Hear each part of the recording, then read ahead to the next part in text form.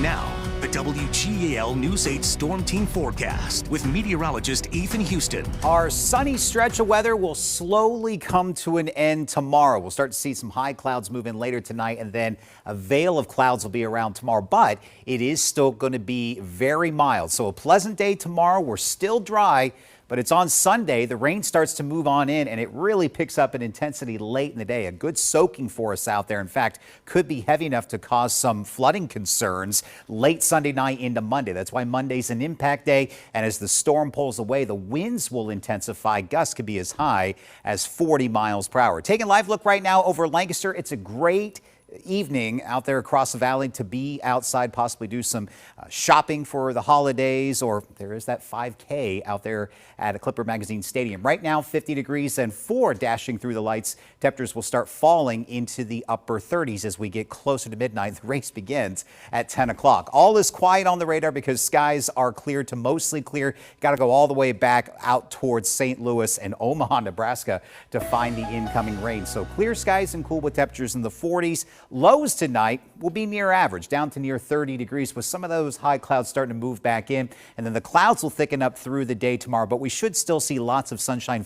through that. So it's going to be a filtered sun, that milky sky out there. And highs tomorrow will be in the low to mid 50s. Made it to 59 out at the airport. The record today is 63 degrees. Low this morning was chilly. Start off the day at 25 degrees. So we do have that light wind coming out of the west. Anytime we have a westerly winds, air goes over the mountains and it descends into the valley, compresses. That's what warms us up. That's what helped that through the day today. Still 54 right now in Lebanon. 52 if you're watching us in Gettysburg. So definitely warm for this time of the year, even warmer off down to our south and to the west. And weather up and down the eastern seaboard is pretty quiet. But we have two storms that we're watching. We have one right now in the Great Plains bringing some rain showers through parts of Oklahoma into Kansas, extended all the way up towards Minnesota. Another storm is just starting to form in the Gulf of Mexico, and it's this storm that's going to move up the east coast and interact with the coming storm back over the Ohio River Valley as it approaches, and both of those will interact together, and we'll start to see the rain intensify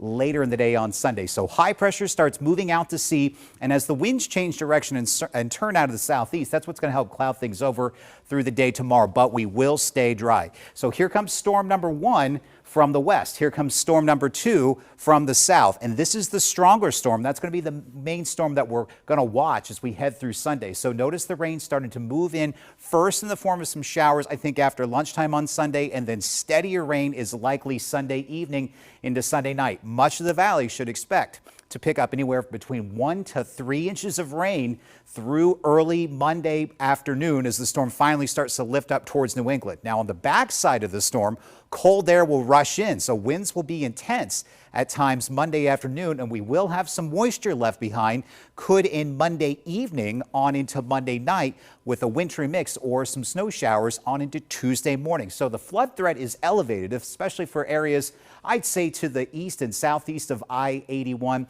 That's the main concern that we're watching out for. So that's why Sunday night and Monday is an impact time frame. As the storm moves away, weather will slowly dry back out. It's going to be blustery and cool for Tuesday and Wednesday, but temperatures start warming again back to the mid to upper 40s as we approach Christmas Eve into Christmas Day.